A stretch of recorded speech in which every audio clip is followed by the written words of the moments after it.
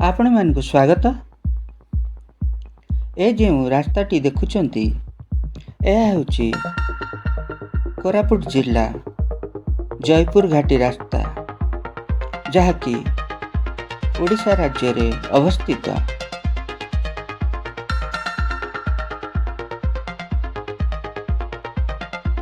जयपुर ठारू कोरापुट जिबा बेले भाविली एही वीडियोटी करी आपण मानकु देखाइबी।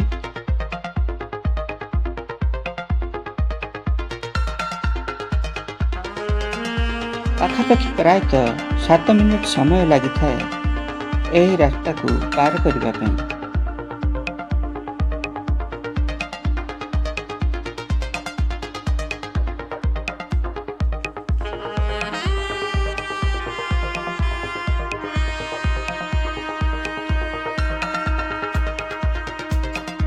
पारिपार्श्विक दृश्य बहुत सुंदर,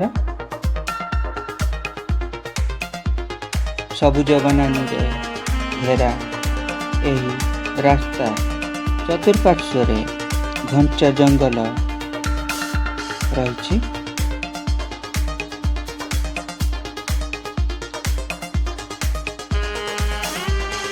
देखा बहुत सुंदर देखा जाए।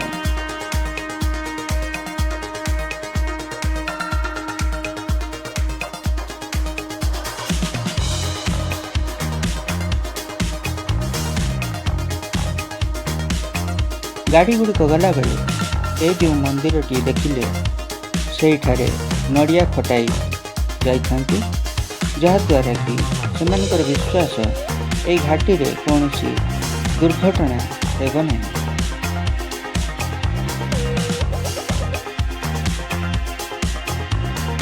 बहुत सुंदर दृश्य, गोटे पटरे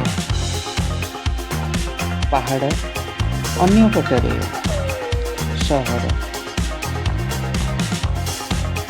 मन विचलित थिले गाड़ी चलाइबा अनुचित,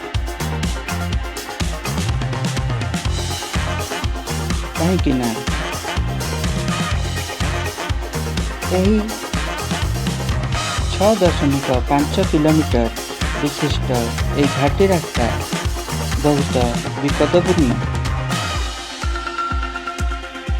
सामान्य व्यतिक्रम घटिले दुर्घटनार संभावना अधिका।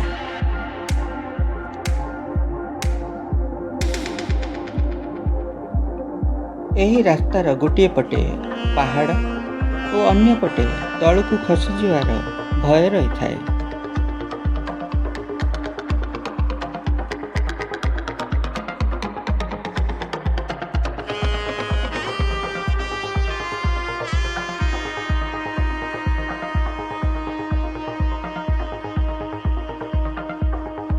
यही रास्ताटी बड़ बड़ पहाड़ को कटा जाई तैयारी होइथिबारु एहा विपद संकुल।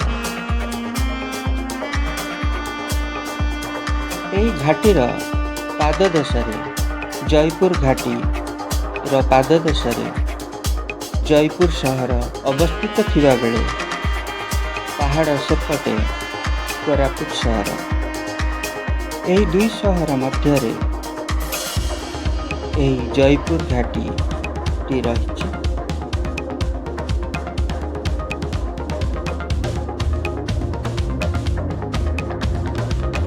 6.5 किलोमीटर विशिष्ट यही रास्ता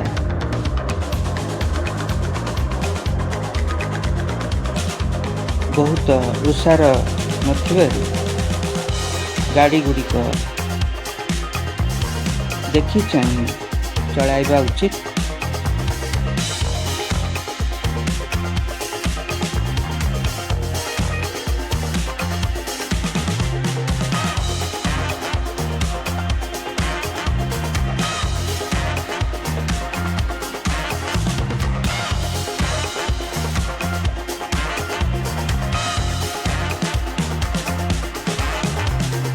घाटी रास्ता को अतिक्रम करने जो 7 मिनिट समय लगे ताकू देखी चाहि व्यवहार करने उचित।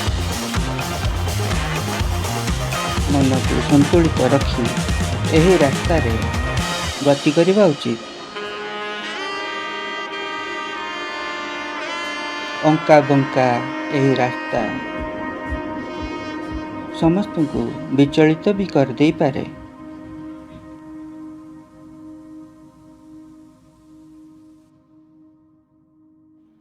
ଭିଡ଼ିଓଟି ଭଲ ଲାଗିଥିଲେ ଆପଣମାନେ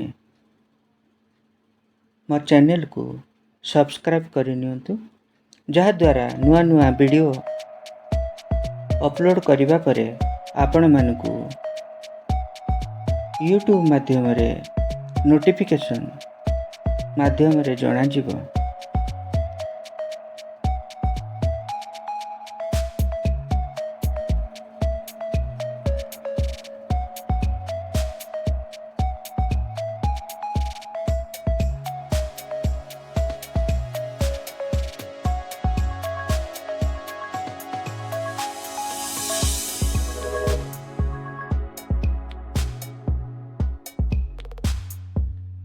ଏଇ କିଛି ଦୂରରେ ଗୋଟିଏ ଟ୍ରକ୍ ଓଲଟି ପଡ଼ିଥିବାର ଦୃଶ୍ୟ ମୁଁ କୋରାପୁଟରୁ ଜୟପୁର ଗଲାବେଳେ ଦେଖିଥିଲି, ଯାହାକି ଆପଣମାନେ ଦେଖିପାରିବେ। ତେଣୁ ଏହି ରାସ୍ତା ବହୁତ ବିପଦପୂର୍ଣ୍ଣ।